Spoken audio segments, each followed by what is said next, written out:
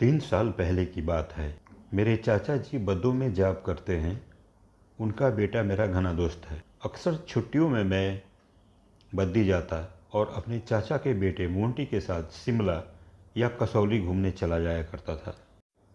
एक बार मैं गया तो मोंटी अपने दोस्त के बड़े भाई की शादी में रोहणू जा रहा था। उसने कहा, तू भी चल, मेरा खास दोस्त है, कोई दिक्कत नहीं है। पहले मैं ना नुकुर किया, फिर उसके साथ जाने के लिए राजी हो गया। मुझे ढंग से याद नहीं कि रोहणू में कौन सा गांव है या कौन सी जगह है वो जहां शादी हुई, मगर इतना ज़रूर है कि शादी वाले घर तक जाने के लिए सड़क से काफ़ी ऊपर तक पैदल चलना पड़ता था। रास्ते में जंगलों के बीच ठूस नज़र आते थे और कुछ सेब के बगीचे भी नज़र आते थे। शादी वाले घर के लिए नए कपड़े पहने लोगों का आना जाना भी लगा था।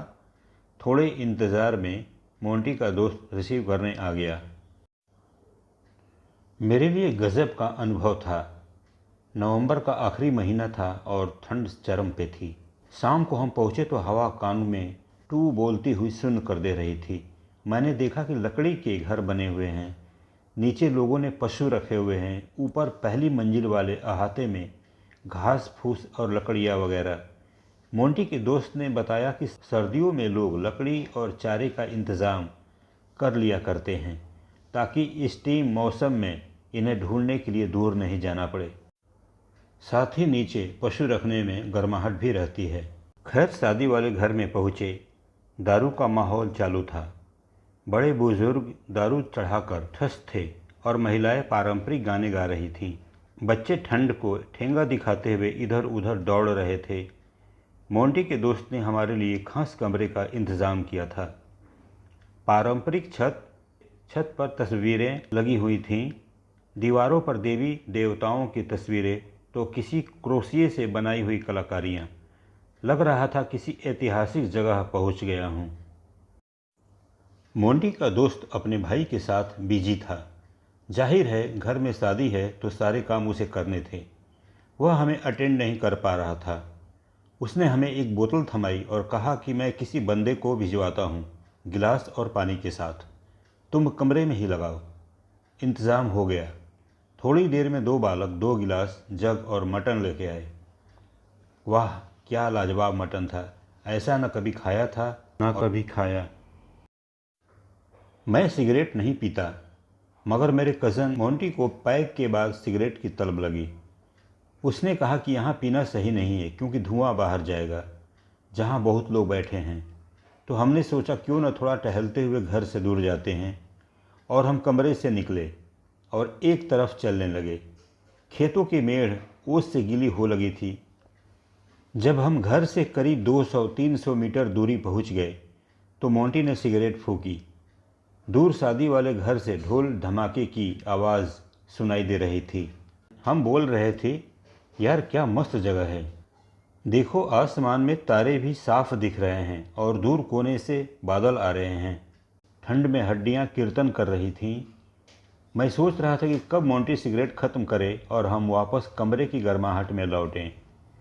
अभी हम सिगरेट पी ही रहे थे कि बगल की झाड़ियों में सरसराहट हुई। हमारे होश उड़ने लगे। लगा कि कोई जंगली जानवर होगा, तेंदुआ या भालू। हम पूरा ध्यान लगाकर उस तरफ देखने लगे। गौर से देखा तो एक बूढ़ा आदमी झाड़ी से निकला और कपड़े झाड़ने लगा। वो कुछ बुदबुदा रहा था। उसने हमारी तरफ देखा। हमसे करीब 10 मीटर दूर था, मगर हल्की रोशनी में नज़र आ रहा था। हम चुपचाप उसे देख रहे थे और सोच रहे थे, ये झाड़ियों में क्या कर रहा था। जिनके कुछ आगे नाला है। तो वो लंबा सा बुजुर्ग खड़ा हुआ। उसकी हाइट असामान्य थी। असामान्य इसलिए क्योंकि मेरी हाइट 6 फुट 2 इंच है। मैं दावे से कह सकता हूँ वो 7 फुट से ऊपर ही था। उसने कुछ अजीब भाषा, शायद पहाड़ी में पूछा, जिसका मतलब हमें समझ नहीं आया। हमने पूछा कि क्या बोला आपने, तो आवाज़ आई जिसमें अजीब तरह की खीज, भनभनाहट और कंपन था। बीड़ी पिलाओ।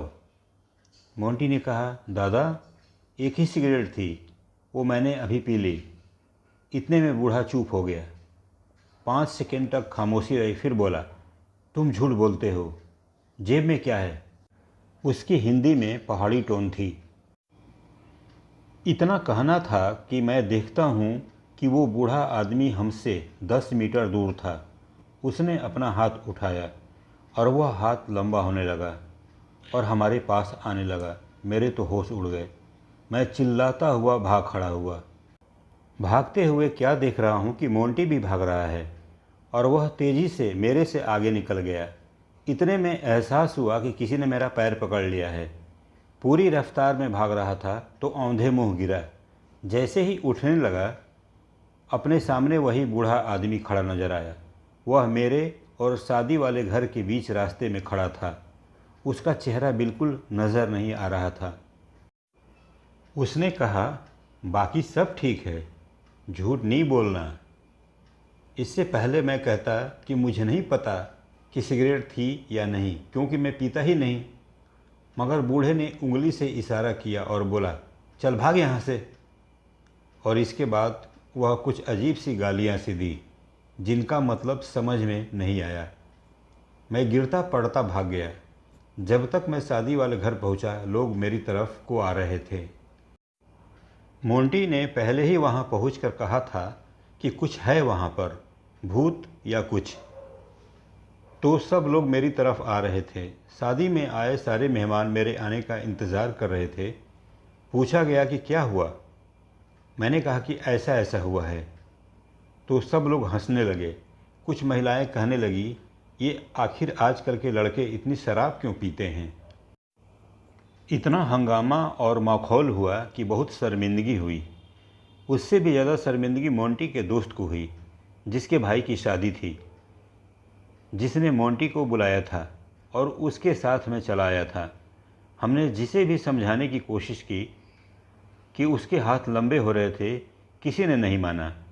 मैंने कहा कि मेरे पैर पकड़े और बूढ़ा मेरे से आगे दौड़कर पहुंच गया और ऐसा ऐसा बोला, तो भी ये बात किसी ने नहीं मानी।